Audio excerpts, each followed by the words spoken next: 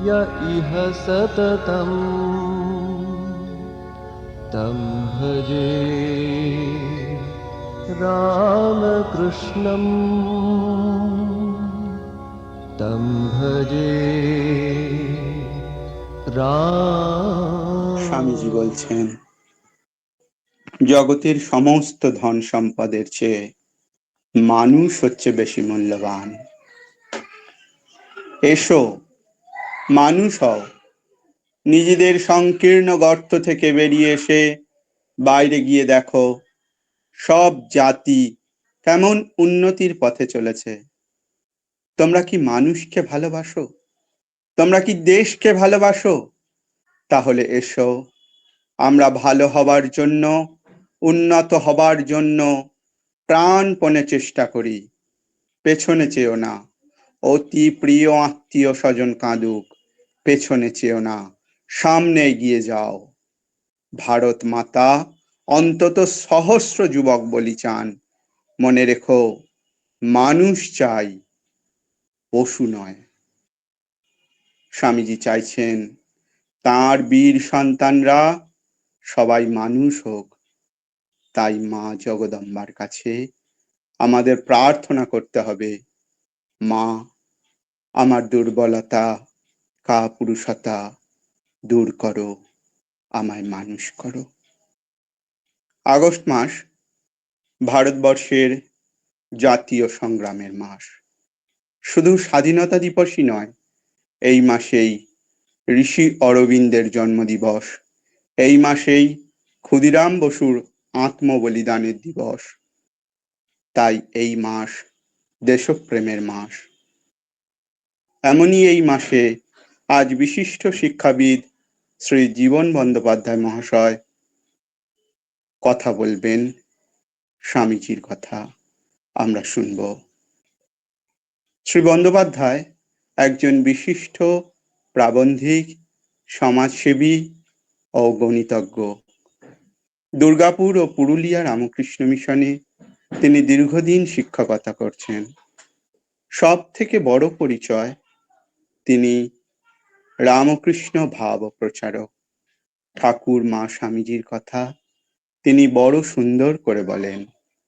আজ তত্ত্বমর্ষি অনুষ্ঠানে আমরা শ্রী জীবন বন্দ্যোপাধ্যায় মহাশয়ের কাছে শুনব, মা আমার দুর্বলতা, কাপুরুষতা দূর করো, আমায় মানুষ করো। স্যার, আপনি শুরু করতে পারেন।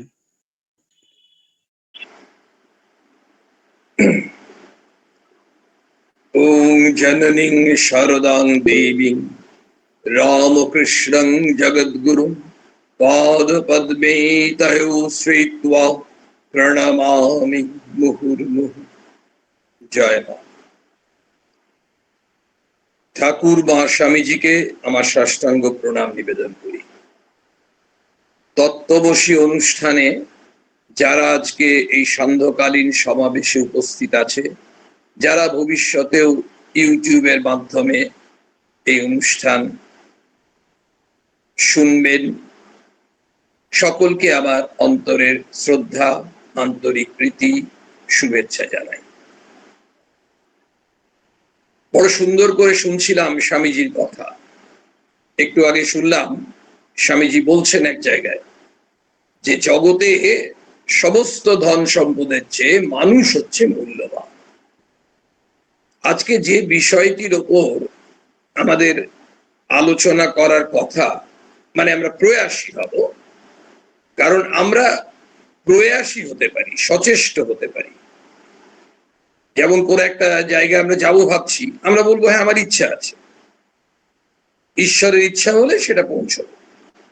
তেমনি আমরা চেষ্টা করি, বিষয়টা শিরোনামটা শুনলাম, মা আমার দুর্বলতা, কাপুরুষতা দূর করো, আমায় মানুষ করো। আমরা 2025 সালে এই আজকের সন্ধ্যে অনুষ্ঠানটা আয়োজন করা হয়েছে। খুব অল্প সময়ের জন্য আমরা 1897 সালে ফিরে যাই। স্থানটা মাদ্রাজ। এখন তো চেন্নাই বলে, সেই মাদ্রাজে 1897 সালে কথোপকথন হচ্ছে। কয়েকজন যুবক, এই যে ইয়াং সোলজার্স অফ স্বামীজি, সেই ধরনের কয়েকজন যুবক, তারা কথা বলছে স্বামী বিবেকানন্দের সঙ্গে। আমাদের মনে রাখতে হবে 1897 মানে বিশ্ব বিজয়ী বিবেকানন্দ। 1893 যখন 31শে মে তিনি শিকাগোর উদ্দেশ্যে রওনা দিয়েছিলেন, তখন কিন্তু তাকে বেশি মানুষ চিনতেন না, স্বামী নিজেই বলছেন। তারপর যখন তিনি ফিরলেন পাশ্চাত্য থেকে, তখন সারা পৃথিবী চেনেন এবং সারা পৃথিবীর কাছে ভারতবর্ষকে চিনিয়ে দিলেন। ভারতবর্ষ কি মহান দেশ, ভারতবর্ষের ঐতিহ্য, ভারতবর্ষের সংস্কৃতি, ভারতবর্ষের ধর্ম একেবারে বিশ্বের দরবারে পৌঁছে দিচ্ছেন অ্যাম্বাসেডর স্বামী বিবেকানন্দ। সেই অর্থে অ্যাম্বাসেডর। ঘটনা হচ্ছে তিনি ফিরেছেন, বিভিন্ন জায়গায় বক্তৃতা দিচ্ছেন, তাকে অভিনন্দন জানানো হচ্ছে, তিনি বক্তৃতা দিচ্ছেন। তেমনই একটা সময় মাদ্রাজে কয়েকটি যুবক স্বামীজির সঙ্গে দেখা করে বলছেন, আপনার তো এত ক্ষমতা, তো আপনি প্রত্যক্ষ রাজনীতিতে আসছেন না কেন? কারণ যুবকদের তো রক্ত গরম, খুব স্বাভাবিকভাবেই পরাধীন ভারতবর্ষ, মানুষ একেবারে শোষিত হচ্ছে, খুব স্বাভাবিক, মানুষের কষ্ট, একেবারে যন্ত্রণা, সেই যন্ত্রণা তো বাইরের যন্ত্রণা নয়, দেখানো যন্ত্রণা নয়, অন্তর থেকে যন্ত্রণা হচ্ছে।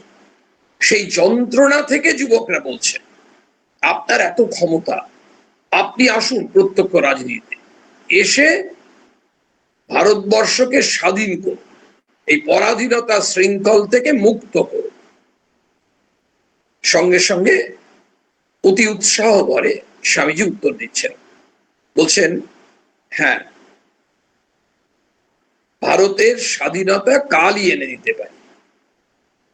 স্বামীজি কিন্তু যে কথা বলছেন তার মধ্যে উইথ ফুল কনভিকশন, এমন নয় যে উনি একটা কথার কথা বলছেন। সে ক্ষমতা আছে, ভারতবর্ষকে স্বাধীন করতে পারে। তিনি বলছেন, আমি কালকেই ভারতকে স্বাধীন করতে পারি। কিন্তু এই স্বাধীনতা রাখবে কি করে তোমরা? তোমাদের মানুষ কোথায়? স্বাধীনতাকে রক্ষা করতে গেলে মানুষ চাই, সেই মানুষের প্রয়োজন। 1897 সালে যে কথা বললেন, যে জিনিসটার প্রয়োজন, তিনি সেটা এত অনুভব করলেন। তার বিখ্যাত স্বদেশ মন্ত্র, যেখানে তিনি ভারতবাসী হিসেবে গর্ব করছেন, আমাদের গর্ব করতে বলছেন, সদৎ বল, আমি ভারতবাসী, ভারতবাসী আমার ভাই। সে ভারতবাসীর মধ্যে কিন্তু দরিদ্র হতে পারে, মূর্খ হতে পারে, চণ্ডাল হতে পারে, শিক্ষিত হতে পারে, ব্রাহ্মণ হতে পারে, মুচি মেথর, সবাই তোমার রক্ত, তোমার ভাই। তার মানে কি? একত্বের কথা বললেন, সবাই এক, ইউনাইটেড হয়ে ওয়ান হয়ে যাচ্ছে, এই দর্শনটা তিনি বলছেন। এবং সেখানেই তিনি বলছেন, তুমি জন্ম হইতেই মায়ের জন্য বলি প্রদত্ত, দেশ মাতৃকার জন্য তোমাকে আত্ম বলিদান করতে হবে। এটাই কিন্তু তোমার ব্রত, এটাই তোমার কর্তব্য। তুমি মায়ের জন্য, দেশের জন্য, জাতির জন্য তোমাকে করতে হবে। মানে তুমি যেন সেই অর্থে দায়বদ্ধ। দেখুন কথাটা, তুমি জন্ম হইতেই মায়ের জন্য বলি প্রদত্ত। আমরা যত স্বাধীনতা সংগ্রামীকে দেখছি যে আত্ম বলিদান করছেন, আবার sister Nivedita, Margaret Elizabeth Nobel, তিনি তো এলেন অন্য দেশ থেকে, জন্মসূত্রে তো তিনি ভারতীয় নন, কিন্তু কর্মসূত্রে ভারতীয়। সমস্তটাই তিনি ভারত মাতার সেবায় নিজেকে নিবেদিত করলেন। আমরা লক্ষ্য করতে পারছি সেই স্বদেশ মন্ত্রে স্বামী বিবেকানন্দ এত সব কথা বলার পর শেষে প্রার্থনা করছেন। এই প্রার্থনা অসীম শক্তি, অপরিসীম শক্তি। তিনি প্রার্থনা করছেন। আমাদের লক্ষ্য করতে হবে, স্বয়ং বিবেকানন্দ, যাকে শ্রীরামকৃষ্ণ বলছেন যে ও যদি নরেন তুই বাইরে থেকে যা ইচ্ছা খেয়ে আয়, তোকে তুই এত পবিত্র যে তাতে কিচ্ছু যায় আসবে না, ভাবটা এই ধরনের। আর অন্যেরা যদি হবিষ্যান্নও খায়, কিন্তু তাদের অন্তরটাই শুদ্ধ পবিত্র নয়, পুরোটাই তো ঘনীভূত ভারতবর্ষ হচ্ছেন বিবেকানন্দ। সেই বিবেকানন্দ ভারতবর্ষের জন্য, ভারতের মানুষের জন্য কিনেছেন, প্রাণপণে চেষ্টা করেছেন, প্রাণপণে চেষ্টা করেছেন। একটু ভুল বলে ফেললাম, চেষ্টা করেছেন না, চেষ্টা করছেন, চেষ্টা করবেন। কারণ তিনি বলছেন আমরণ আমি তোমাদের সঙ্গে আছি, আমার শক্তি তোমাদের সঙ্গে কাজ করবে। আমাদের চেষ্টা করতে হবে। Young soldiers of Swami Vivekananda. শুধু তাই নয়, এখানে বয়সটা কোনো ফ্যাক্টরি নয়। একজন প্রবীণ, তার 86 বছর বয়স হতে পারে, বিবেকানন্দের সৈনিক, তার রক্ত গরম। তিনি সব সময় ভাবছেন আমি মানুষের জন্য কি করব। কিন্তু ভাবছেন, কে ভাবছেন? 86 বছরের প্রতিটি মানুষের কাছে যদি আমরা সার্ভে করতে যাই, আমরা কিন্তু একই উত্তর পাবো না। কিন্তু একটা স্যাম্পল অফ পারসনস এজের 86, 87 আমরা পাবো। তারা বলছেন আমরা কি করে করব। তাহলে তারা কি করতে পেরেছেন? স্বামীজির প্রার্থনাটা শুনি। বলছেন, মা, আমার দুর্বলতা, কাপুরুষতা দূর করো, আমায় মানুষ করো। আমরা এটাকে ভেঙে দিতে পারি দুটো কম্পোনেন্টে। দুটো কম্পোনেন্টের আগে কিন্তু মা, হ্যাঁ, জগদম্বা, মায়ের কাছে প্রার্থনা করতে হবে। কি প্রার্থনা করতে হবে? একটা কম্পোনেন্ট, আমার দুর্বলতা আছে, আছে, আমি ভীত হই, ত্রস্ত হই, আমি অন্যায় দেখেও সেই অন্যায়টা মুখ বুজে সহ্য করি। সেই রবীন্দ্রনাথ ঠাকুরের অপমানিত কবিতা কথা মনে পড়ছে। আমি জানি যারা এখানে আজকে আছেন তারা সেই কবিতা পড়েছেন, এটা আমার বিশ্বাস। ঘটনা, আমরা যদি সেই ত্রস্ত, ভীত, কাপুরুষের মতো আচরণ করি, তার কারণ কি? আমাদের মানসিক দৌর্বল্য। একটা ফিজিক্যাল উইকনেস, একটা মেন্টাল উইকনেস।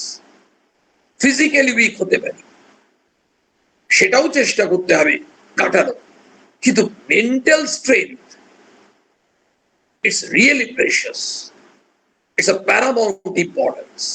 মেন্টাল স্ট্রেংথ, এই মানসিকভাবে যদি আমি দুর্বল হই, মানসিকভাবে যদি আমি ভীরু হই, তাহলে আমি সব থেকে আগে যে সমস্যাটা হবে, কোন রকম অবাঞ্ছিত পরিস্থিতি, কোন রকম সমস্যা, কোন রকম প্রতিকূল অবস্থা আমি সম্মুখীন হতে পারবো।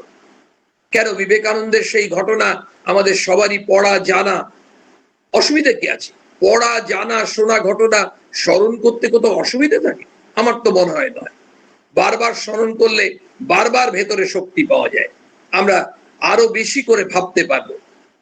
সেই ঘটনা, বেনারসে যখন দুর্গা মন্দির থেকে বেরোলেন স্বামীজি, পরিব্রাজক জীবনে ঘুরে বেড়াচ্ছেন লাঠি হাতে, হঠাৎ করে তার মতো অসীম সাহসী মানুষ, হঠাৎ করে একপাল বানর তাকে তাড়া করেছে, তিনি দৌড়তে শুরু করলেন। ওই মুহূর্তে ভয় পেয়ে গেছিলেন, কিন্তু ওই সাধু যখন তাকে থামতে বললেন, ওদেরকে ফেস করো, বেটা রুক যা, স্বামীজি যেই ঘুরে দাঁড়ালেন ওই লাঠিটা নিয়ে, সঙ্গে সঙ্গে বানররা যারা তাড়া করেছিল তারা এখন দৌড়ে পালালো। এখন স্বামীজি দৌড়ে পালাচ্ছেন না। বললেন, এই ঘটনা থেকে আমি একটা শিক্ষা নিলাম, ফেস দ্য ব্রুটস, সমস্যার মোকাবিলা করো। উই শ্যাল ওভারকাম বললে হবে না, উই শ্যাল ওভারকাম ডেফিনেটলি। কি করলে হবে? যদি আমাদের দুর্বলতা কাপুরুষতা দূর করতে পারি। প্রশ্ন, আমরা মায়ের কাছে প্রার্থনা করছেন, স্বামীজি প্রার্থনা করছেন, স্বামীজি শেখাচ্ছেন আমাদের।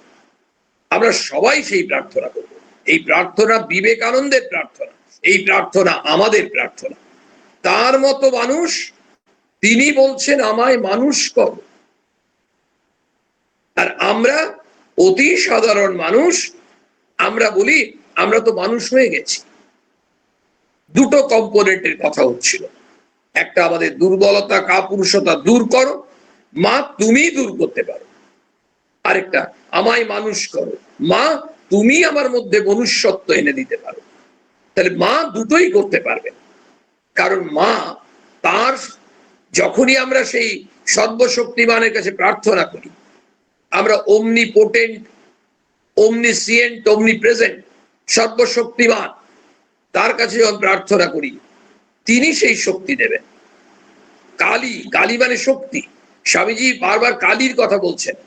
যে নরেন্দ্রনাথ কালী মানেনি, সেই নরেন্দ্রনাথ যখন কালী মানলেন, ঠাকুর আনন্দ পাচ্ছেন, বলছে নরেন কালী মেনেছে, নরেন কালী মেনেছে। সেই নরেন বারবার বলছেন কালীর আরাধনা করো, কালীকে ডাকো। মহাবীরের চরিত্র তোমাদের মধ্যে, সেই মহাবীরের যে শক্তি সেটা আসুক। কেন মহাবীরের কথা বলছেন আমরা জানি, কেন কালীর কথা বলছেন এটা আমরা অনুভব করার চেষ্টা করতে পারি।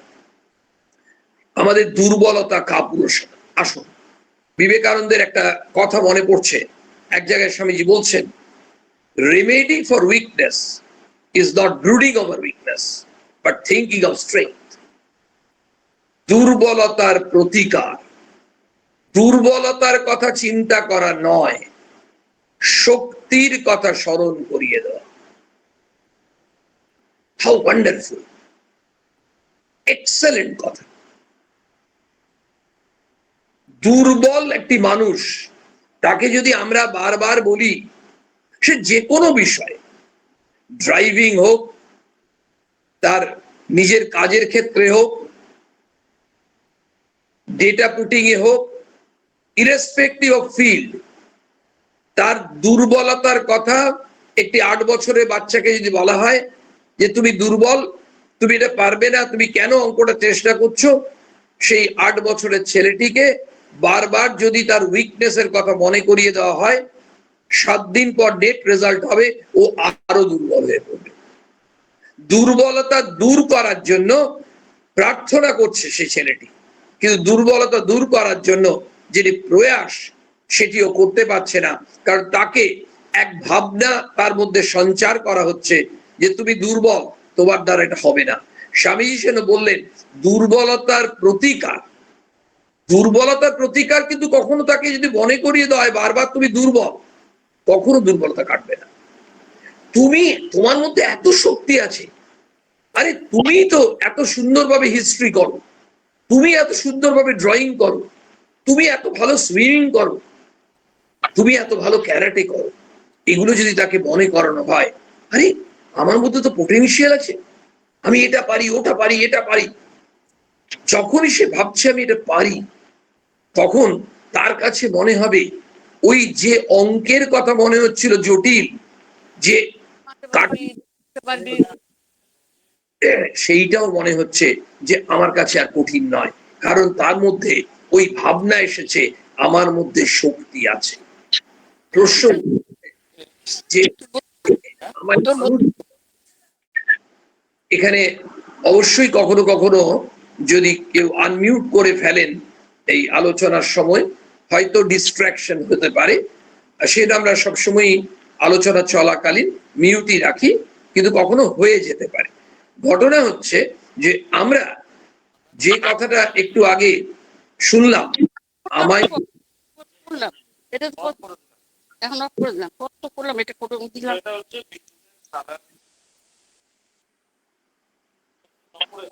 তপতি ম্যাডাম, আপনি একটু মিউট করে রাখবেন। আমাদের খুব স্বাভাবিকভাবেই এই যে আমরা এগোচ্ছি, দেখুন একটা খুব ছোট্ট ভাবে ভাবা যাক, হয়তো কয়েক সেকেন্ডের জন্য, ইভেন 1 মিনিটের জন্য হতে পারে, কেউ আনমিউট করে ফেলেছে, হয়ে গেছে। কেউ যদি ভাবেন যে এটা তো একটা বাধা প্রাপ্ত হলো, আমার ফ্লোটা নষ্ট হয়ে গেল, না না না, সবগুলোকেই কিন্তু খুব সহজভাবে নিতে চেষ্টা করতে পারবে। এই তাহলে তো জীবনের সমস্যা যত আসবে, যে কোনো সমস্যা দেখলে আমরা ঘাবড়ে যাচ্ছি কেন? কারণ মানসিকভাবে দুর্বল। সেই জন্য এই যে দুর্বলতার কথা এলো, আর যারা সবল তারা কেমন হন, একটা ঘটনার কথা মনে করি। যেহেতু একটু আগে কথা হয়েছিল যে আমাদের আগস্ট মাস, খুব স্বাভাবিকভাবেই কয়েকদিন পরেই 15ই আগস্ট, এই যে ভারতবর্ষকে স্বাধীন করার জন্য যে মুক্তি সংগ্রামীদের যে বলিদান, তাদের কথা মনে করতে গিয়ে একজনের কথা মনে পড়ছে, বিপ্লবী কানাইলাল। এই বিপ্লবী কানাইলাল যখন আলিপুর সেন্ট্রাল জেলে আছেন, একেবারে কন্ডেমড সেলে, তাকে তিনি পাইচারি করছেন সিংহের মতো ওই সেলের মধ্যে। আর তার কাছে কি, শুধু তার কাছে নয়, ওই তখনকার যে মুক্তি সংগ্রামী, স্বাধীনতা সংগ্রামী, তাদের প্রত্যেকের সঙ্গে থাকতো স্বামীজির রচনা, পত্রাবলী, গীতা, এই ধরনের বইগুলো থাকতো। সেখানে শক্তি পেতেন তারা। তো তিনি ওই পাইচারি করছেন আর স্বামীজির রচনা থেকে জোরে জোরে পাঠ করছেন। তখন হঠাৎ করে স্বামীজির একেবারে ইংলিশ ভার্সন জ্ঞানযোগ থেকে উনি পড়ছেন, এবং তখন ওই আলেকজান্ডারের সঙ্গে এই ভারতীয় সন্ন্যাসীর যে ঘটনাটা ঘটেছিল, মানে গল্পটা, সেই গল্পটা খুব জোরে জোরে পড়ছেন। ওনার জোরে পড়ার উদ্দেশ্য কি? উদ্দেশ্য হচ্ছে স্বামীজির কথাগুলো উনি জোরে পড়লে আরো যে কয়েদিরা আছে তাদের কানে যাবে, তারা প্রাণিত হবেন, অনুপ্রাণিত হবেন, শক্তি পাবে। শক্তি সঞ্চারিত হচ্ছে, আমরা স্মরণ করে নেব, শক্তি সঞ্চারিত হওয়া মানে দুর্বলতা কাটানো। উপায় তো তাই, একটু আগে আমরা শুনলাম। এমন সময়ে ওই যিনি সুপার ছিলেন, অবশ্যই সাহেব সুপার, তিনি চলে এসছেন। তুমি এত জোরে জোরে চিৎকার করছো কেন, কি করছো? বিপ্লবী কানাইলাল তো ভয় পাওয়ার মানুষ। সব থেকে বড় কথা, তার তার হয়তো একদিন পরে কি দুদিন পরে তার ফাঁসি হবে, সেই অবস্থায় উনি পাঠ করছেন। ঘটনা, তিনি বললেন, কেন তুমি বুঝতে পারছো না? তোমাদের ভাষাতেই তো উচ্চারণ করছি, আমরা যার সন্তান তার কথা বলছি। তিনি তোমাদের দেশে গিয়ে বলে এসছেন এই কথা, স্বামী বিবেকানন্দ। তারপর সুপার তো চুপ। এইভাবে তিনি কিন্তু কন্টিনিউ করে যাচ্ছেন। ফাঁসির দিন, পরের দিন বা তার পরের দিন সকালবেলা যখন তাকে নিয়ে যাওয়া হচ্ছে, একেবারে সিংহের মতো হেঁটে যাচ্ছে, কোনো ভয় নেই। নিজেই ফাঁসির দড়ি গলায় পড়ছেন, মানে যেমন বর মালা পরে তেমনি ভাবে দড়িটা পড়ছেন, গলায় নিচ্ছেন। আর তিনি কি করছেন, চোখ বোঝার আগে, মানে এবার গলায় নিয়ে চোখটা বুঝছেন, মানে তখন যেন স্বামীজিকে স্মরণ করছেন। তার ঠিক পরে, তারপরে ওখানে যারা ছিলেন পুলিশ সুপাররা, তারা অন্য যে কয়েদি তাদেরকে বলছে, তোমাদের মধ্যে আর এই কানাইলাল কজন আছে বলো তো? তারা তো কানাইলালকে দেখে নিয়েছে। বলছেন, আমাদের মধ্যে কানাইলাল কজন আছে বলতে পারবো না, আমরা প্রত্যেকে কানাইলাল। কারণ কানাইলাল এই ফাঁসির মাধ্যমে আমাদেরকে প্রত্যেককে কানাইলাল করে দিয়ে গেল, আমরা প্রত্যেকেই স্বামী বিবেকানন্দের সন্তান। এই যে স্বামীজির রচনা, স্বামীজির চিঠি, স্বামীজির বক্তৃতা, সেগুলো এমন শক্তি সঞ্চার করতে পারে, তার একটি নমুনা আমরা আজকে শুনলাম। এমনি স্বাধীনতা সংগ্রামী যাদের কথাই আমরা বলতে যাব, বিপ্লবী হেমচন্দ্র ঘোষ, যিনি বেঙ্গল ভলেন্টিয়ার্স এর প্রতিষ্ঠাতা, তিনি, তার কত বয়স হবে, 21 বছর এর আশেপাশে, তখন তিনি স্বামী বিবেকানন্দকে দর্শন করতে পেরেছিলেন, তার চরণ স্পর্শ করতে পেরেছিলেন, স্বামীজির কথা শুনতে পেরেছিলেন। স্বামীজি সেই কথা তার কাছে মন্ত্র হয়ে গেছিল। সারাটা জীবন ওই ভারতবর্ষের স্বাধীনতা সংগ্রামের জন্য যারা নিজেদেরকে নিবেদিত প্রাণ, তার মধ্যে বিপ্লবী হেমচন্দ্র ঘোষ রয়েছেন। আমরা নেতাজি সুভাষচন্দ্র বোসকে জানি, তিনি নিজে বলছেন যে আমি স্বামী বিবেকানন্দের আদর্শই আমার আদর্শ। স্বামী বিবেকানন্দের আদর্শকে নিয়েই তিনি কিন্তু তার জীবনকে তৈরি করেন। ৯৭ বছর বয়স প্রায় যখন, তখন হেমচন্দ্র ঘোষ ইন্টারভিউ দিয়েছিলেন কয়েকটা রামকৃষ্ণ সংঘের একজন সন্ন্যাসীর কাছে, এবং এই কয়েকটি ইন্টারভিউ তিনি বলেছিলেন যে স্বামী বিবেকানন্দ, প্রথম দিনই বলেছিলেন স্বামী বিবেকানন্দ একজন আগ্নেয়গিরি, তার একটি স্ফুলিঙ্গ যদি কারোর মধ্যে প্রবেশ করে সে সক্রিয় না হয়ে পারবে না। সেই বিবেকানন্দের স্ফুলিঙ্গ, সেই আগ্নেয়গিরির স্ফুলিঙ্গ আমরা অনুমান করতে পারি আমাদের প্রত্যেকের মধ্যে সেটা প্রবেশ করছে, এবং সেই প্রবেশ করলে আমাদের দুর্বলতা, কাপুরুষতা যাতে না থাকে, সেই আগুন যেন আমাদের দুর্বলতা পুড়িয়ে দিচ্ছেন। স্বামীজি নিজে বলছেন, আমার ভেতর যে আগুন জ্বলছে, আমি প্রার্থনা করি তোমাদের ভেতর সেই আগুন জ্বলে উঠুক। তার ভেতর কি আগুন জ্বলছে আমরা জানি না? দেশপ্রেমের। স্বামী বিবেকানন্দ এবং ভারতবর্ষ দুটি সমার্থক শব্দ, একই কয়েনের এপিঠ ওপিঠ। সেই জন্যই তিনি বলতে পেরেছিলেন আই এম কনডেন্সড ইন্ডিয়া। ভারতাত্মা বিবেকানন্দ, এই ভারতাত্মা বিবেকানন্দ আমাদেরকে বলছেন তোমার দুর্বলতা, কাপুরুষতা দূর করো, এই প্রার্থনা তুমি মায়ের কাছে করো। কেন? কারণ যদি আমরা দুর্বল হই তাহলে আমরা মানুষের জন্য করব কি করে? কেন? একটা ছোট্ট এক্সাম্পল বলি। যে কোনো ক্ষেত্রে আমরা যখন mentally weak, then and only then we are being influenced by anyone else. আমাদের যদি মানসিকভাবে আমরা সবল হই, শক্তিশালী হই, একজন আমাকে যদি বলে যে তুমি এই অন্যায় কাজটা করো তো, বা একটা অন্যায় কাজের সঙ্গে যুক্ত হও, তোমার এত লাভ হবে, কাউকে যদি বলে, একজন ছেলে তার বন্ধুকে বলল, সেই বন্ধুটি যদি মানসিকভাবে দুর্বল হয়, সে কিন্তু তার কথায় হিপনোটাইজড হবে, তার কথাটাকেই ফলো করে সেই পথে এগিয়ে যাবে। অনেক পরে তার আফসোস হতেই পারে, বাট ইটস টু লেট অনেক সময়। আর যে মেন্টালি স্ট্রং, তাকে একজন বোঝাবার চেষ্টা করছে, প্রভোগ করার চেষ্টা করছে, বিভিন্ন রকমের প্রলোভন দিচ্ছে, সে অটল, অচল। সমাজে খারাপ কাজ হয়, হয়তো হয় কেন, ভবিষ্যতে জিরো হয়ে যাবে, এটা আমাদের ভাবাটা অমূলক হতে পারে। কিন্তু যে মুহূর্তে একটি সমাজে অসংখ্য ভালো মানুষ থাকবে, কোয়ান্টিটেটিভলি এই যে ইল ওয়ার্কস বা ইল মোটিভ পারসনসদের সংখ্যা কমবে, অটোমেটিক্যালি এই অন্যায় অপরাধমূলক কাজ তার সংখ্যা কমে যাবে।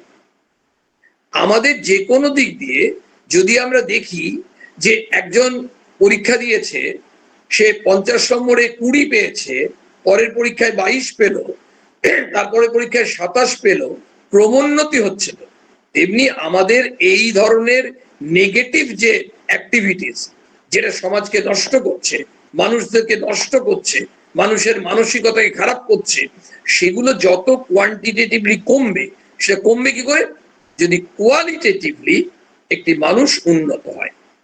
দুটো ফিগার, তাদের দুটো অ্যাসপেক্ট, একটা কোয়ান্টিটেটিভ অ্যাসপেক্ট সংখ্যাগত, একটা কোয়ালিটেটিভ অ্যাসপেক্ট গুণগত। ভারতবর্ষের জনসংখ্যা এখন কত? আমাদের স্ট্যাটিস্টিক্স কি বলছে, লাস্ট সেন্সাস অনুযায়ী, এটা আমাদের জানা আছে।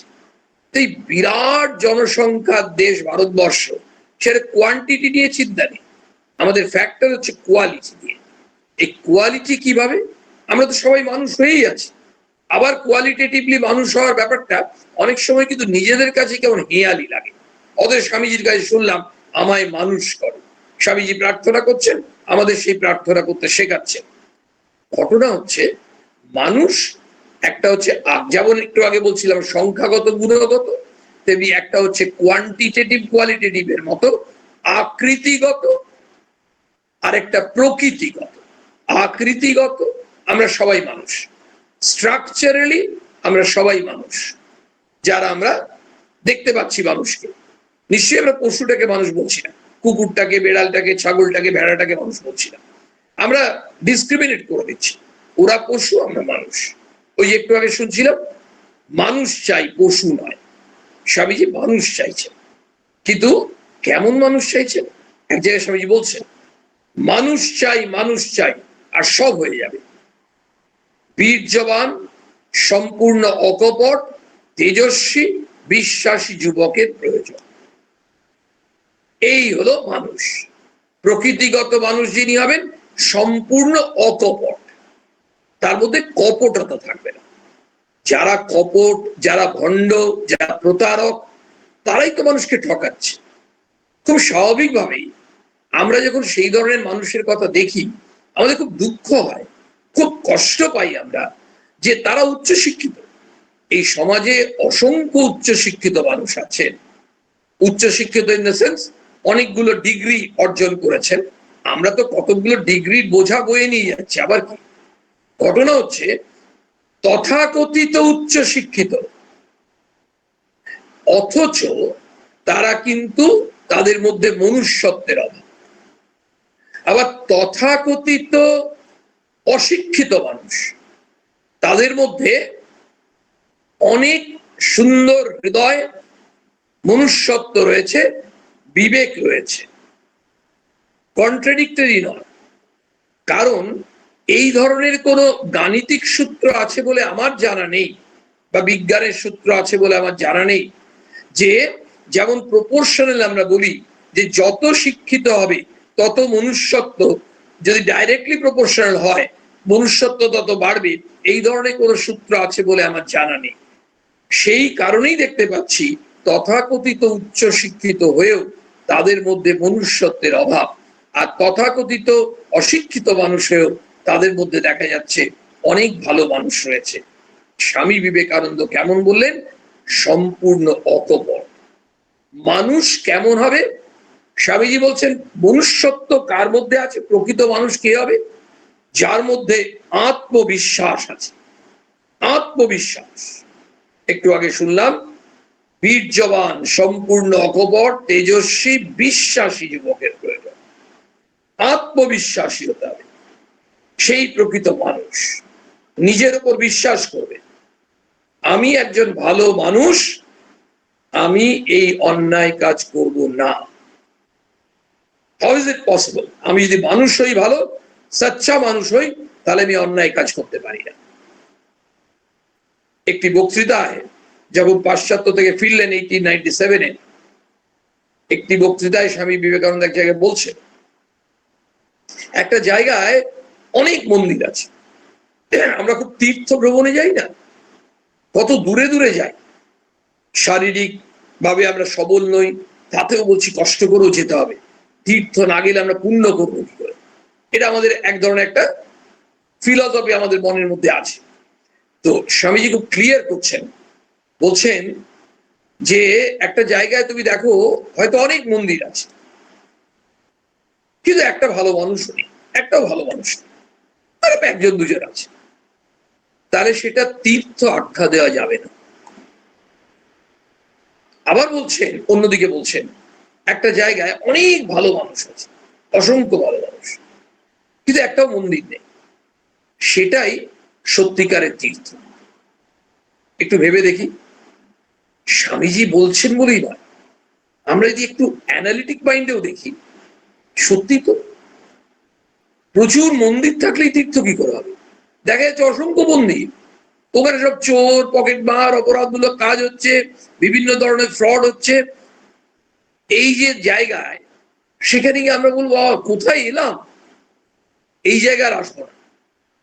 আর যেখানে অসংখ্য ভালো মানুষ আছে, মানুষের মধ্যেই তো ভগবান, মানুষই তো ভগবান। তো সেই মানুষই যেখানে ভগবান, সেখানে তো আমরা স্বয়ং মন্দির দেখতে পাচ্ছি। আমরা এই প্রকৃতিগত মানুষ স্বামীজি চাইছেন, আকৃতিগত না। আকৃতিগত ঠিক আছে, কিন্তু দেখা গেল যে একটু আগে যে কথাটা এলো, আমরা অনেক সময় বুঝে উঠতে পারি না যে কি করে চিনবো যে একজন ভালো মানুষ, বা আমি ভালো মানুষ হলাম কি করে বুঝবো। প্রসঙ্গত একটি মজার কথা বলি, মানে খুব হিউমারাস ওয়েতে বলেছিলেন, কথাটা মজার নয়, হিউমারাস ওয়েতে বলছেন। রামকৃষ্ণ মঠ মিশনের এক সময়ের পূজ্যপাদ প্রেসিডেন্ট মহারাজ, তার কাছে এক দম্পতি গেছেন, মা বাবা তার সন্তানকে নিয়ে। তারা তিনজনেই প্রণাম করেছে। তারপর মা বাবা ওই পূজ্যপাদ মহারাজকে একটি নিবেদন জানিয়েছে, প্রার্থনা, মহারাজ আপনি আমাদের এই সন্তানটির মাথায় হাত দিয়ে আশীর্বাদ করে দিন যেন ও ভালো মানুষ হয়। মহারাজ খুব রসিক ছিলেন, সঙ্গে সঙ্গে উত্তর, তোমরা আগে ভালো মানুষ হয়ে যাও, তাহলেই তোমাদের ছেলেটি ভালো মানুষ হয়ে যাবে। এই কথার মাধ্যমে আমরা একটা অদ্ভুত ভাবনা পেলাম। আমরা নিজেদেরকে যে মানুষ হিসেবে ক্লেম করি, মহারাজের কথা শুনে বুঝলাম যে আমাদের মানুষ হতে হবে, আমাদের মানুষ হতে হবে। তার মানে অনেকে চটে যাবে, এ ধরনের কথাবার্তা, আপত্তিজনক কথা বলা হচ্ছে, তা নয়। একটা বেড়াল ছানা, একটা কুকুর ছানা, এরাও জন্মাচ্ছে, আর মানুষের ছানাও জন্মাচ্ছে। বেড়ালটাকে আর নতুন করে বেড়াল হতে হয় না, কুকুরটাকে নতুন করে কুকুর হতে হয় না, আমাদেরকে মানুষ হতে হয়। আমরা জন্মসূত্রে কিন্তু মনুষ্য জন্ম পেলাম, কিন্তু মানুষ হয়ে উঠতে হয়। এই মানুষ হয়ে উঠতে হয় বলেই স্বামীজি প্রার্থনা করলেন, আমায় মানুষ করো। তাহলে আমরা মানুষ হতে হবে। মানুষ হওয়া হচ্ছে একটি সাধনা। আমরা এই সাধনার কথা বলি না, মানুষ হয়ে ওঠা হচ্ছে একটি সাধনা। আমরা নিরন্তর প্রয়াস চালিয়ে যেতে হবে, তবে যদি আমরা মানুষ হতে পারি। কিন্তু এই হওয়ার জন্য কি করতে হবে? একজন মা বাবা, একটু আগে শুনলাম মহারাজকে গিয়ে কি বললেন, আশীর্বাদ করুন ছেলেটি যেন মানুষ হয়। কই বললেন না তো আশীর্বাদ করুন ছেলেটি যেন নিট ক্র্যাক করে, বা জেই ক্র্যাক করে, বা এএসটা পেয়ে যায়। হ্যাঁ, বলবেন না, মানে অনেকে বলতেও পারেন, আমি বলছি না, আর তারাও অন্যায় কিছু বলছেন না। কেন, আইএএস হওয়া কি খারাপ? মেডিকেলে চান্স পাওয়া কি খারাপ? না, এই ধরনের ইচ্ছা বা আকাঙ্ক্ষা বা বাসনা অন্যায় না, কোনো মতেই না। কিন্তু নিট ক্র্যাক করাটা, ইচ্ছেটা ভালো। ডাক্তার হওয়ার পর সেই ডাক্তারবাবু রুগীদেরকে যথোচিত পরামর্শ দেবেন, এইটা মা বাবা যদি না চান, শুধু যদি চান ডাক্তার হবে, তাহলে ডাক্তার হওয়ার পর তিনি রুগীদের যথোচিত পরামর্শ নাই দিতে পারেন, তিনি ঠকাতে পারেন, জেনে শুনে ঠকাতে পারেন, জ্ঞানত, অজ্ঞানত নয়। কেন? ব্যক্তিগত স্বার্থ চরিতার্থের জন্য। আমি প্রচুর অর্থের সম্পদের অধিকারী হব, তাতে 10 জন, 100 জন, 1000 জন মানুষের কি ক্ষতি হচ্ছে আমার দেখার দরকার নেই। এই মনস্কতা ডাক্তারের মধ্যে থাকতে পারে, শিক্ষকের মধ্যে থাকতে পারে, উকিলের মধ্যে থাকা অস্বাভাবিক নয়, ব্যাংক ম্যানেজারের মধ্যে থাকাটা আশ্চর্যের কিছু নয়। যে কোনো পেশার মানুষই, ব্যবসায়ী হন, চাকুরিজীবী হন, তিনি যদি সাচ্চা মানুষ না হন, তিনি যদি নিঃস্বার্থপর না হন, তিনি যদি নিষ্ঠাবান না হন, হৃদয়বান না হন, তিনি যদি সত্যিকারের তার মধ্যে বিবেক জাগ্রত না থাকে, তাহলে তিনি অনায়াসে অন্যায় কাজের সঙ্গে যুক্ত হবেন। এবং তখন তার মধ্যে আকৃতিগত মানুষের আখ্যা দেওয়া গেলেও প্রকৃতিগত মানুষের আখ্যা দেওয়া যাবে না। একটি ঘটনা খুব কষ্টের সঙ্গে বলি, মানে এই ধরনের কত ঘটনা হচ্ছে। একটি কর্পোরেট হাসপাতালে একজন অত্যন্ত দরিদ্র মানুষ, তিনি চিকিৎসার জন্য কোন রকমের হয়তো ফিস কারো কাছে ভিক্ষে করে গেছেন, ডাক্তারবাবু তাকে পরামর্শ দিয়েছেন সেগুলো হচ্ছে ওই হাসপাতালে অনেক টেস্ট করাতে হবে এবং তারপরে দামি দামি ওষুধ ইত্যাদি ইত্যাদি বলে দিয়েছেন। উনি কাঁদতে কাঁদতে বেরিয়ে আসছেন। আরেকজন ডাক্তারবাবু ওই হাসপাতালেই ঢুকছেন, তিনি কিন্তু ওই হাসপাতালেরই একজন ডাক্তার। তার মনটি অনেক উদার, মানুষের কষ্টে কষ্ট পান।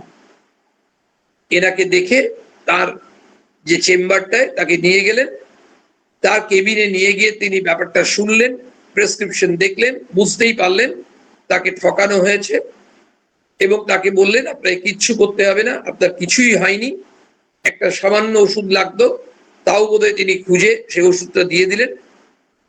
উনি চলে গেলেন।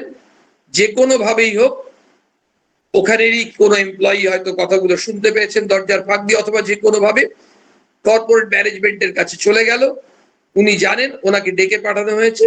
উনি তার একটি রেজিগনেশন লেটার লিখে টাইপ করে নিয়ে চলে গেলেন, কারণ উনি জানেন পরে ওনাকে কি কথা শুনতে হবে।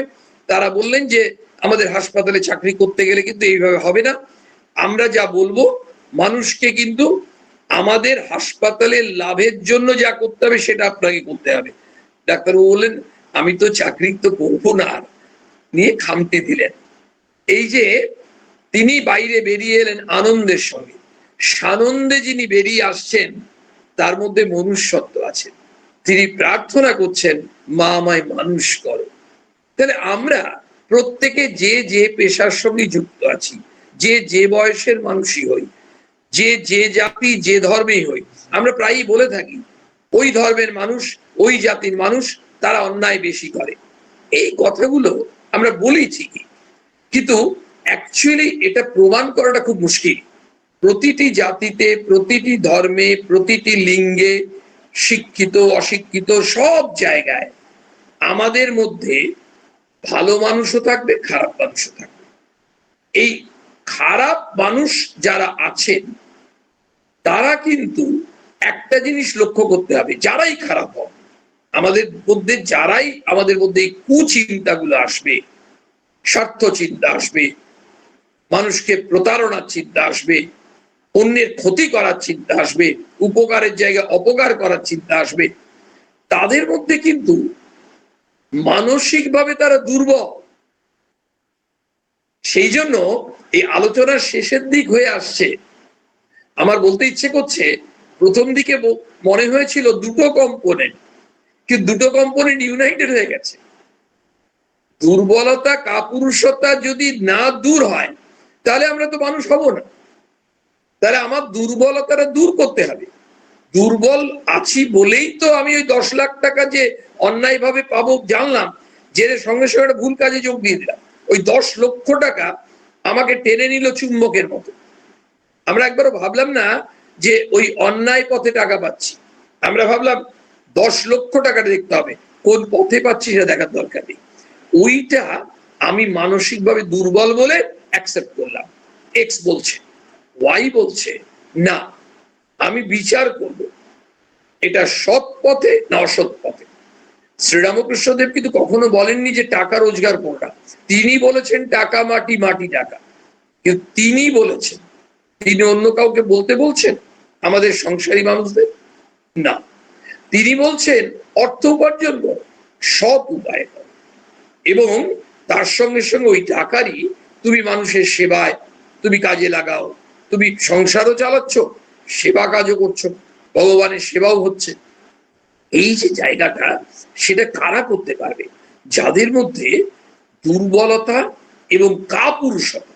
আমরা যখন ভয় পেয়ে যাই তখনই কিন্তু আমরা কি হয়, খুব স্বাভাবিকভাবে একটা যে কোনো প্রবলেম আমরা নার্ভাস হয়ে যাই, টেন্সড হয়ে যাই। এই যে আমাদের মধ্যে এত স্ট্রেস স্ট্রেন কেন? আজকে কত মানুষ, এই যে ডায়াবেটিক পেশেন্ট, চারিদিকে দেখা যাচ্ছে এত স্ট্রেস, মেন্টাল স্ট্রেস। সেটা বহু ক্ষেত্রে, মানে বিভিন্ন ক্ষেত্রে বিভিন্ন কারণ হলেও অনেক ক্ষেত্রেই হচ্ছে আমরা যে কোনো প্রবলেম দেখলে আমরা ভয় পাচ্ছি। এই প্রবলেম আছে মানেই ম্যাথমেটিক্সও আমরা বলি একটা অ্যালজেব্রাইক ইকুয়েশন, তারপরে বলি সলভ দ্য ইকুয়েশন, আমরা সবাই জানি। তাহলে সলিউশন, ইকুয়েশনটা সলিউশন বার করতে হবে, ঠিক প্রবলেমটা সলিউশন বার করতে হবে। there is a problem and there is a solution to each problem. আমরা বার করতে পারছি বা পারছি না সেটাই শোনা আছে, সলিউশন আছে, আমাদের চেষ্টা করতে হবে। সেই চেষ্টা করার জন্য আমাদের প্রয়োজন যেটা, সেটা হচ্ছে মেন্টাল স্ট্রেংথ। হ্যাঁ আমি পারবো। এই করতে করতে তখন আমাদের একটা জিনিস কি, আমরা মেন্টালি স্ট্রং হলে আমরা খুব স্বাভাবিকভাবে একটা জিনিসকে অ্যানালিসিস করতে পারবো যে এইটা প্রকৃত অর্থে মানুষের কাজ, এটা উচিত।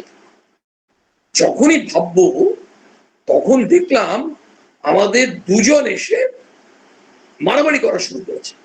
ইয়েস, দুই বন্ধু, একজনের নাম হেড, একজনের নাম হার্ট।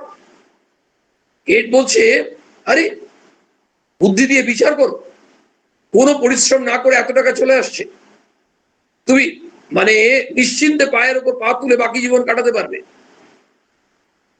হার্ট এসে বলছে, দাঁড়াও দাঁড়াও, একবার হৃদয় দিয়ে ভাবো তো, আমাকে একটু কাজে লাগাও তো, তুমি ওই অতগুলো মানুষের সর্বনাশ করছো, এটা কি ঠিক হচ্ছে? ঝগড়া হচ্ছে হেড আর হার্ট। এবার কার কথা শুনবো আমরা? আমাদেরই তো দুজন ঝগড়া করছে। স্বামী বিবেকানন্দ সেখানেও বলছে, যখন এই দুজনের মধ্যে কনফ্লিক্ট হবে, হার্টের সিগন্যালটা শোনো। কারণ হার্ট ভালোই করতে পারে, বুদ্ধি কিন্তু খারাপও করতে পারে। যারা বিভিন্ন ধরনের আজকে যে অপরাধমূলক কাজগুলো হচ্ছে, আজ থেকে 50 বছর আগেও যেগুলো হতো, 20 বছর পরেও যেগুলো হবে, অনেক বুদ্ধিমান তীক্ষ্ণ বুদ্ধির মানুষ এইসবের সঙ্গে যুক্ত। তাদের ওই কনফ্লিক্ট হলেও তারা হার্টের সিগন্যাল শোনেনি, অথবা তাদের কনফ্লিক্টই হচ্ছে না। আমরা সৌভাগ্যবান সৌভাগ্যবতী যাদের কনফ্লিক্ট হয়। সেই হৃদয় যাদের মধ্যে আছে, জাগ্রত আছে, তারা অসৎ কাজ করতে পারবে না, তারা সৎ কাজের সঙ্গেই যুক্ত থাকবে। দুবেলা না খেতে পারলেও তাদের মধ্যে মনুষ্যত্ব আছে, তারা সেই প্রার্থনা করছে আর সচেষ্ট আছে, আমাকে মানুষ হতে হবে।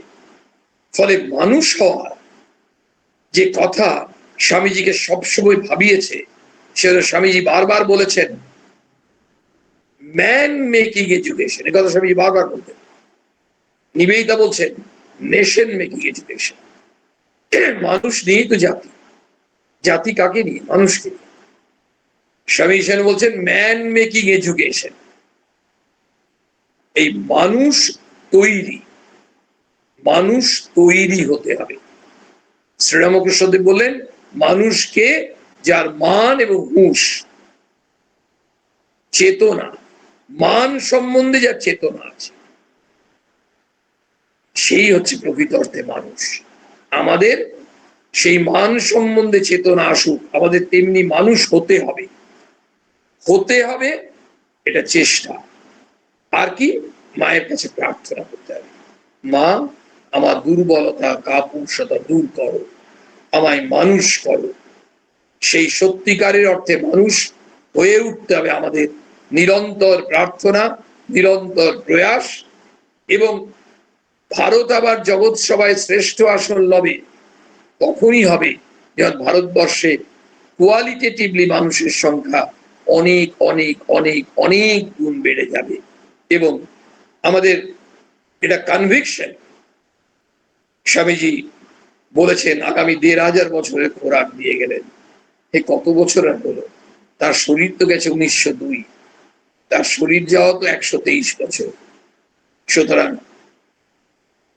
আগামী দিনে এই ছবি যে হবে, সেটা সত্যদ্রষ্টা ঋষি বিবেকানন্দ বলছেন, ভাবছেন, স্বপ্ন দেখছেন। আমরা স্বামীজির সেই স্বপ্ন পূরণ করার জন্য আমাদের দুর্বলতা দূর করতে হবে, মানসিক দুর্বলতা দূর করতে হবে, চেষ্টা করতে হবে, মনে সাহস রাখতে হবে।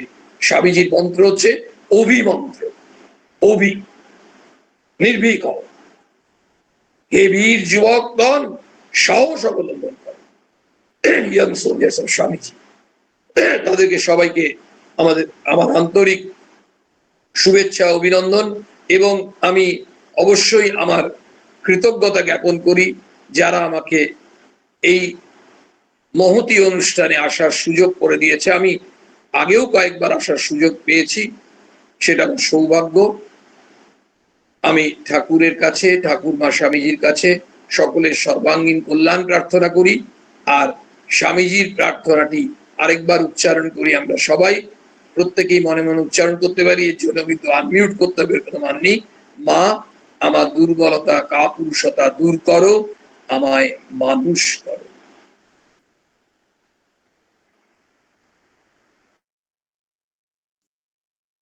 আবারও স্যারকে আমরা সশ্রদ্ধ প্রণাম জানাচ্ছি।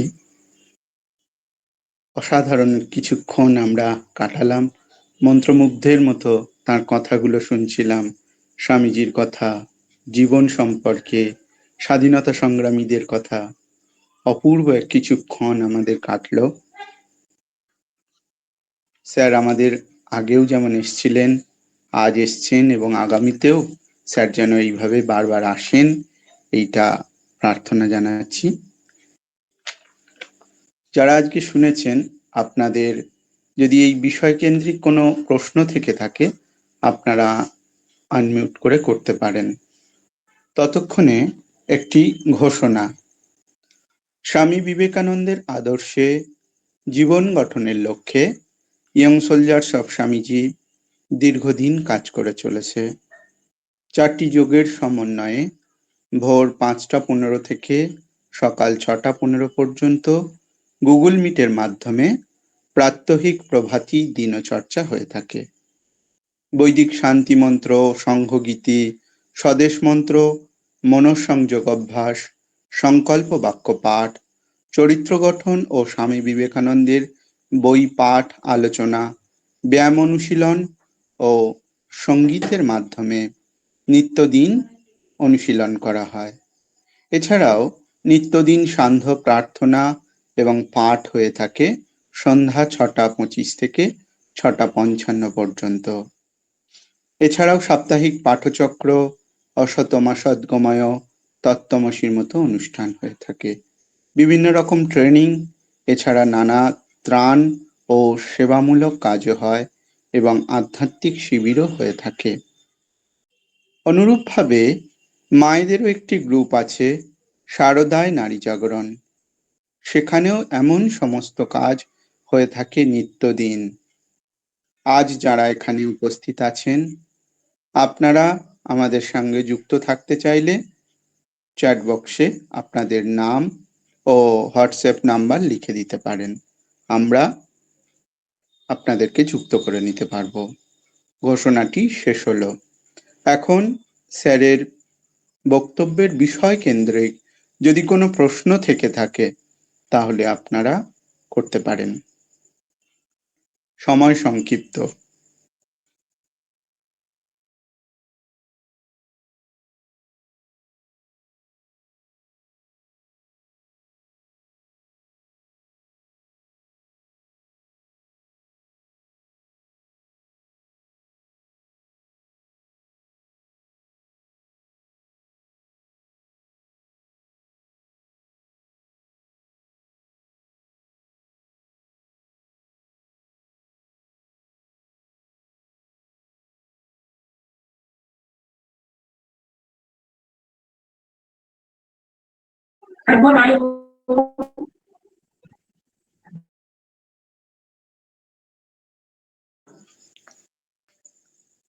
স্যারের কাছে আমার একটা প্রশ্ন আছে, প্রশ্ন মানে একটু জানার বিষয়, যে ধরুন আমরাও আমাদের যে সমস্ত কর্মক্ষেত্রে আছি স্যার, অনেক সময় চোখের সামনে হয়তো খারাপ কিছু বা এমন কিছু দেখে থাকি যেগুলো ঠিক নয়, কিন্তু আমরাও কাজের জায়গা রক্ষার জন্য হয়তো বলে উঠতে পারি না, বা পরিস্থিতির চাপে হয়তো ঠিক কি করা উচিত সেটাও সিদ্ধান্ত নিতে পারি না। এমন যদি কোনো পরিস্থিতি হয় তো আমরা তখন কি করব? বাইরে সমাজে বা কর্মক্ষেত্রে হয়েই থাকে। খুব ভালো প্রশ্ন, খুব পার্টিনেন্ট কোয়েশ্চেন। মানে একটা কথা তো ঠিক যে আমাদের কতগুলো জিনিস ভাবতে হবে। একটু আগেও কথা হয়েছিল যে হেড আর হার্ট। তো আমাকে ইমোশন আমার লাগবে, থাকবেই, আবেগ থাকবে, কিন্তু আমাকে বুদ্ধি দিয়ে বিচার করতে হবে, অবস্থা বুঝে ব্যবস্থা। মা ঠাকুরের কথা আছে, যেখানে যেমন সেখানে তেমন, why let Rome behave like Romans. আমি দেখলাম যে আমি যেখানে কাজ করছি সেটা পরিষ্কার, সেখানে একজন, আমি খুব যেগুলো হয়ে থাকে কোন একটা সংস্থায় একজন আরেকজনকে পাইয়ে দিচ্ছেন যার পাওয়ার কথা নয়, তার বিনিময়ে তিনি তার কাছে অসৎ উপায়ে কিছু অর্থ নিলেন। আমি সেটা জানলাম। এবার সেই মানুষটি কে আমি সঙ্গে সঙ্গে আটকাতে পারবো না। সেই মানুষটার মধ্যে যিনি নিচ্ছেন, এই কাজটা করছেন, তখন যিনি হন তার মধ্যে সেই মনুষ্যত্বটা ঘুমোচ্ছে, অন্যায় কাজ করার প্রবৃত্তি সেটা জেগে উঠেছে, আবার কাল করতে পারে। ওই কাজটায় আমি যদি বাধা দিই, যতটা ফলপ্রসূ হবে, ওদের যে র্যাকেটটা আছে, উনি ওনার সঙ্গে আরো ৩-৪ জন, ওটাই ভাঙতে পারবে। এদের সঙ্গে যদি, মানে এটা আমি বলছি জাস্ট, মানে করা যায় যদি দেখি যে এদের সঙ্গে একটু আমার কথাবার্তা হয়, আমরা আড্ডা দিই অনেক সময়, সেসব জায়গায় কথা বলতে বলতে আমার মতো, মানে ধরে যে কারো ২-১ জন আছে যারা ভালো মানুষ, তারা কষ্ট পাচ্ছেন, ওদের সঙ্গে কথা বলতে বলতে বিভিন্ন ধরনের এই ধরনের যে হয়েছিল, তারপরে এই হয়েছে, এই ধরনের বলতে, আপনাদের এগুলো করা ঠিক নয়, কি বলো? মানে তারা জানে না যে এরা জানে তাদের ব্যাপারটা। হ্যাঁ, ঠিকই বলেছো, ঠিকই বলেছো, এগুলো আমরা মানে সংস্থার কি হবে, তো হলোই, তাদের তো ১২ বাজবেই, আমার নিজেরও। এবং অনেক সময় কি হয় না, আমাদের সঙ্গে করতে করতে আমরা বুঝতে পারি না আমাদের নেক্সট জেনারেশনের মধ্যে কিন্তু ওই ভাবনা। আমরা দেখি অনেক সময় বলে গল্প করতে করতে, একটা ক্লাস 8-এর ছেলে, সে জলের বোতলে জলের জায়গায় অন্য জিনিস নিয়ে গেছে, স্কুলের টিচার ধরেছে। কিন্তু ছেলেটি, ক্লাস 8-এর ছেলেটা কিন্তু ওই ধরনের অভ্যেস হতো না, তার বাড়িতে মা বাবারা একটা গ্রহণ করে থাকে, রাখে, সেই ছেলেটিও যাচ্ছে। তো আমরা যদি করি নেক্সট জেনারেশনের মধ্যে এই ভাবনাগুলো, এই ধরনের কথাগুলো বলতে বলতে অনেক সময় দেখা যায় আমরা কিন্তু কাউকে জ্ঞান দিচ্ছি না, কিন্তু হঠাৎ করে তিনি যখন একাকী আছেন, ওই যে র্যাকেটের যে ৪ জন, তার মধ্যে একজনের মনেও দাগ কেটেছে, সে আবার বাকি ৩ জনকে বলছে, ইত্যাদি করে। এটা একটা উপায়, মানে আমরা কাজও করলাম, চেষ্টা করলাম, এটা।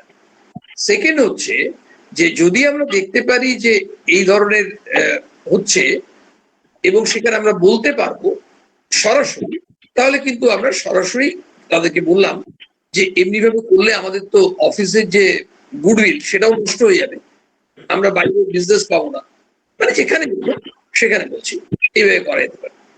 অনেক সময় হতে পারে একজন মানে তার প্রফেশনে জায়গায় কেন, তার পাড়াতে হয়তো দেখছে, তার পরিবারে কোনো আত্মীয়কে দেখছে, যে কথাগুলো উঠে এলো, বা আমার চোখের সামনে রাস্তায় আমি একটা ঘটনা দেখলাম, বা ট্রেনে অনেক সময় কি হয় যে এমন সহযাত্রী থাকে, তারা এমন আচরণ করে যেটা আপত্তিজনক, এবং হয়তো সত্যিকারের ডেলি প্যাসেঞ্জার তারা উঠলেন, উঠে বয়স্ক মানুষ ইত্যাদি থেকে উঠিয়ে দিয়ে বললেন আমরা বসবো। এক্ষেত্রে আমার যদি একটা সিট থেকে থাকে, আমি ম্যাক্সিমাম করতে পারি ওই বয়স্ক ভদ্রলোককে, তাকে একজনকে বসলাম, এবং এটার একটা অদ্ভুত ইফেক্ট আছে, এটা আমরা অনেকেই লক্ষ্য করেছি। সংক্রামক রোগের মতো আরেকজন ডেকে বললেন, মাসিমা আপনি বসুন আমার জায়গায়। ডেলি প্যাসেঞ্জারদের আমরা চেঞ্জ করতে পারলাম, ডেলি প্যাসেঞ্জারের মধ্যে ২-১ জনের মধ্যে মনে হলো আরে আচরণ, মানে আমরাই তো আমাদের করছি।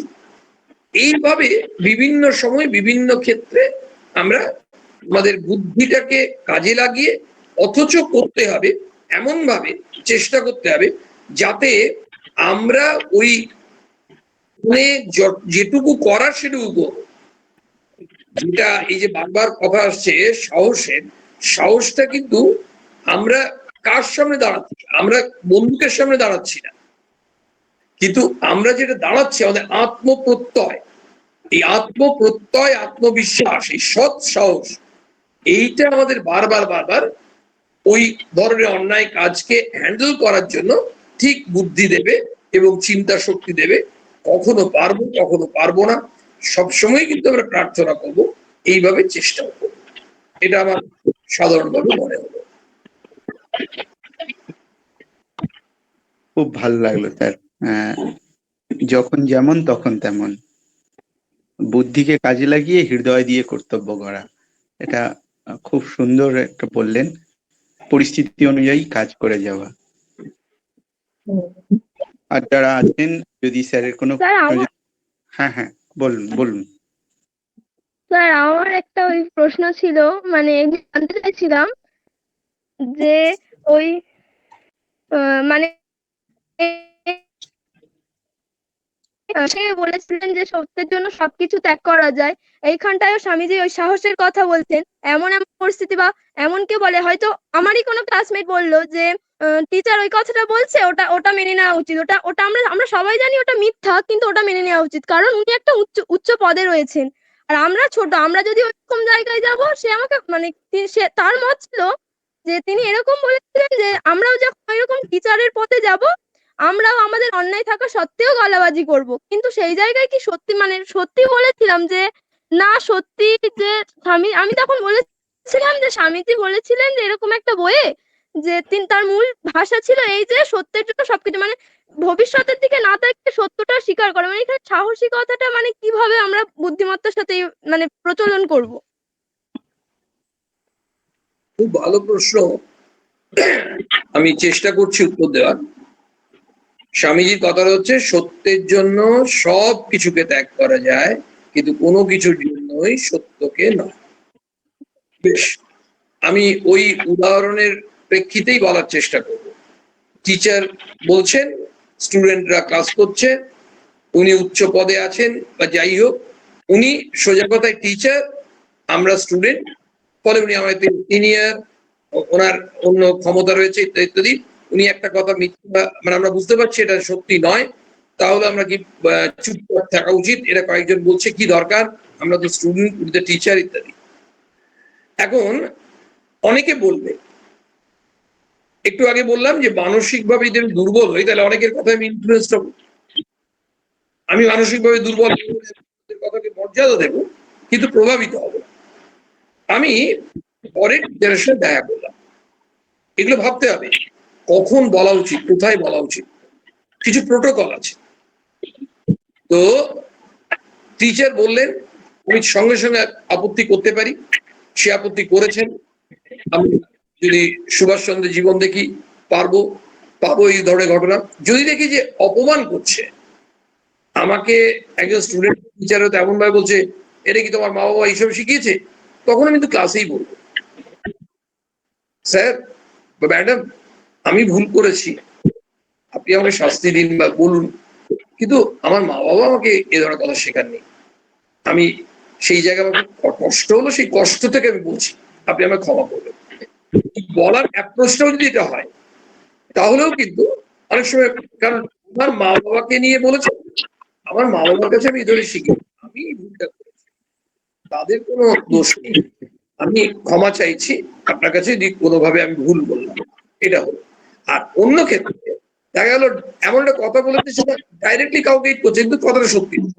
পরবর্তী ক্ষেত্রে ওই স্যার বা ম্যাডামের কাছে গেলাম, যে এটা কি এই ধরনের হবে, মানে আমি কোথাও একটা পড়েছিলাম, একটু আপনি আমায় বলবেন।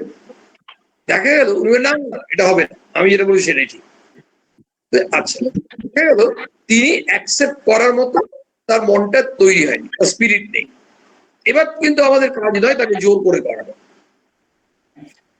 আমি একটা ঘোড়াটাকে জলের কাছে নিয়ে যেতে পারি, ওই পর্যন্ত আমার কাজ, জোর করে জলটা খাতে পারি। ব্যাপারটা হচ্ছে তাকে চেষ্টা করা। আবার এমন হতে পারে পজিটিভ হতে ভাবি, হ্যাঁ তুমি তো ঠিক বলেছো, আমি তো বলে ফেলেছিলাম। আমি তাহলে পরের দিন ক্লাসে এসে বললেন যে আমাকে, আমারই এক ছাত্রী বা আমার এক ছাত্র আমাকে বলছিল, নাম বললেন না হয়তো, কিন্তু আমি পরে বুঝলাম এটা আমি ঠিক বলি, এটা এমনি হবে। উনিও আরো মহান হয়ে গেলেন স্টুডেন্টদের কাছে, এবং স্টুডেন্টদের তার প্রতি শ্রদ্ধা অনেক বেড়ে গেল। তো ব্যাপারটা এইভাবে হ্যান্ডেল করতে হবে। তাহলে আমি যদি ক্লাসে বলবো কখন, যদি সেই ধরনের কথা, না হলে কিন্তু ক্লাসে বলবো না। উনি বললেন, আর আমি অন্য বন্ধুদের দ্বারা প্রভাবিত হলাম না কেন? অন্য বন্ধুরা তারা ভাবছে যা হচ্ছে, তারা ওই মানসিক ভাবে সবল না, আমি মানসিক ভাবে দুর্বলতা কাটাতে চেষ্টা করছি। তার কাছে ভদ্রভাবে বললাম, ভালোভাবে বললাম, এবং এইভাবে সমস্যার মানে সম্ভব হবে বলে আমার মনে হয়।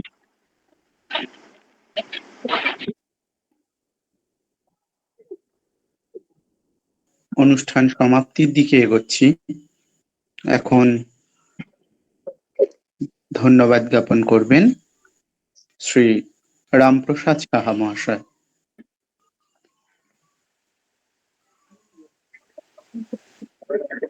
ঠাকুর, মা, স্বামীজির শ্রীচরণে প্রণাম। আজকের যিনি বক্তা, সেই জীবনবাবুকে আমার সশ্রদ্ধ প্রণাম এবং অনেক অনেক ধন্যবাদ। উনি যেভাবে আজকের মূল বিষয়, মা আমার দুর্বলতা এবং কাপুরুষতা দূর করো, আমায় মানুষ করো, যে আমরা আকৃতিগতভাবে মানুষ, কিন্তু প্রকৃতিগতভাবে মানুষ হয় হচ্ছে আজকের বিষয়। তো সেই বিষয় নিয়ে উনি যেভাবে আলোচনা করলেন, এই যে সময়টা আমরা কাটালাম, সত্যি মন্ত্রমুগ্ধের মতো। আমরা অনেক কিছু পরিস্থিতির চাপে নিজেরাই হয়তো ঠিক মানুষ হওয়ার পথে যে সমস্ত অন্তরায়, সেই সমস্ত কাজ করে ফেলি, কিন্তু উনি যেভাবে ব্যাখ্যা করে বোঝালেন, অসাধারণ। সেজন্য ওনাকে আমাদের ইয়ং সোলজার্স অফ স্বামীজি গ্রুপের তরফ থেকে অসংখ্য ধন্যবাদ। উনি আগেও অনেকবার এসেছেন এবং আগামী দিনেও আসবেন এই প্রার্থনা করে, এবং যারা আজকের এই অনুষ্ঠানে যোগদান করেছেন তাদের সকলকে আমার তরফ থেকে সশ্রদ্ধ প্রণাম এবং ধন্যবাদ। এবং আজকের যিনি শান্তিমন্ত্র পাঠ করেছেন সেই সুবীর বাবু, আজকের সঞ্চালক, যার অসাধারণ সঞ্চালনায় এই অনুষ্ঠান দিয়ে একটি অন্য মাত্রা পেয়েছেন, সেই সুমন বাবু, এবং সবশেষে যিনি আজকে সমাপ্তি সঙ্গীত গাইবেন সেই অভয় বাবু, অভয় দাকে আমার অনেক অনেক প্রণাম, ধন্যবাদ জানিয়ে আমার এই ধন্যবাদ জ্ঞাপন অনুষ্ঠান শেষ করছি। হ্যাঁ, রামপ্রসাদ বাবুকেও আমাদের পক্ষ থেকে ধন্যবাদ, এবং তার সঙ্গে মানস দাকেও আমরা ধন্যবাদ জানাচ্ছি। এখন সমাপ্তি সঙ্গীত ও জয় ঘোষণা করবেন শ্রী অভয় কুমার দে মহাশয়। জয় ঠাকুর, জয় মা, জয় স্বামীজি। স্বামীজির একটা গান, আজকাল যা আমাদের বিষয় ছিল সেই বিষয় বলছি। সূর্য দাও, বীর্য দাও, নবীন জীবন দাও, পরা অপরা বিদ্যা দাও, দিব্য চেতন দাও। সূর্য দাও, বীর্য দাও, নবীন জীবন দাও,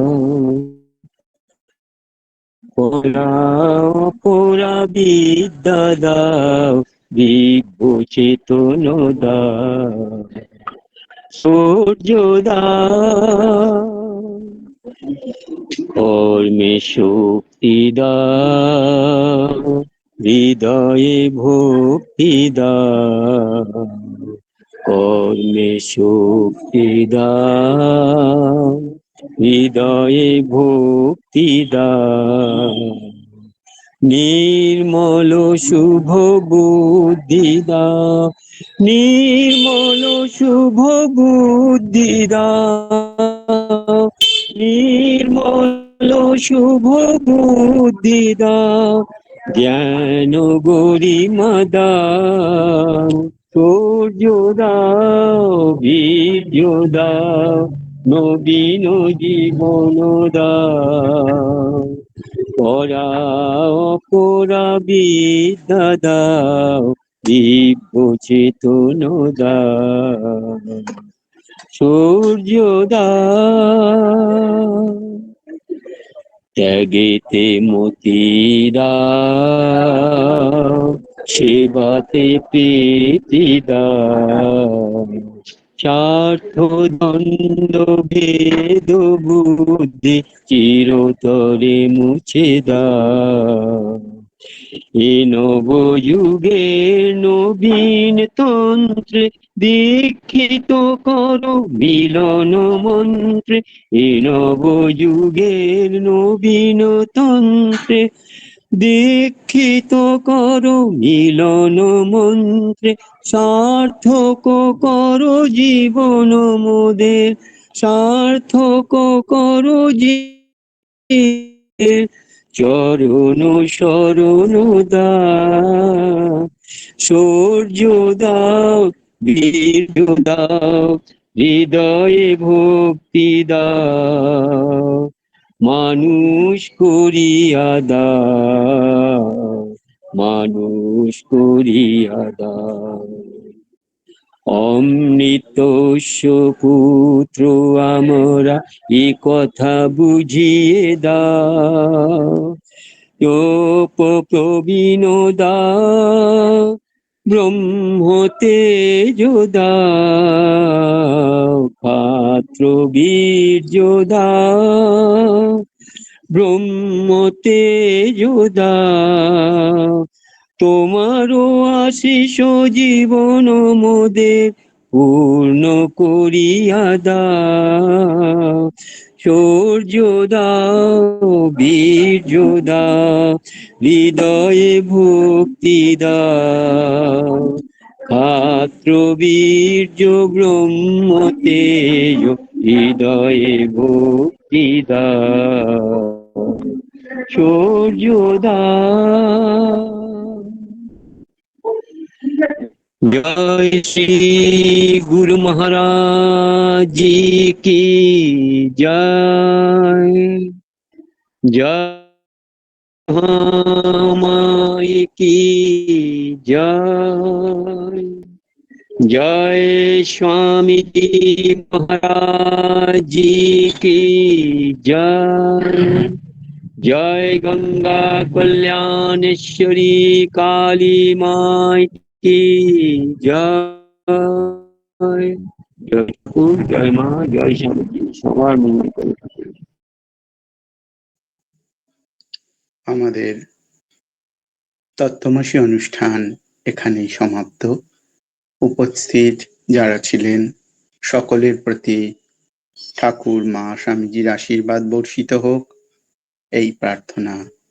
আর মায়ের কাছে প্রার্থনা, মা আমাদের মানুষ করো এই মিনতি ও রাঙা পায়, তোমার ছেলে হয়ে যেন মা দিন কাটে না ধুলা খেলায়। সকলেই ভালো থাকুন, সুস্থ থাকুন। ঠাকুর মা স্বামীজির আশীর্বাদ সকলের উপর বর্ষিত হোক এই প্রার্থনা।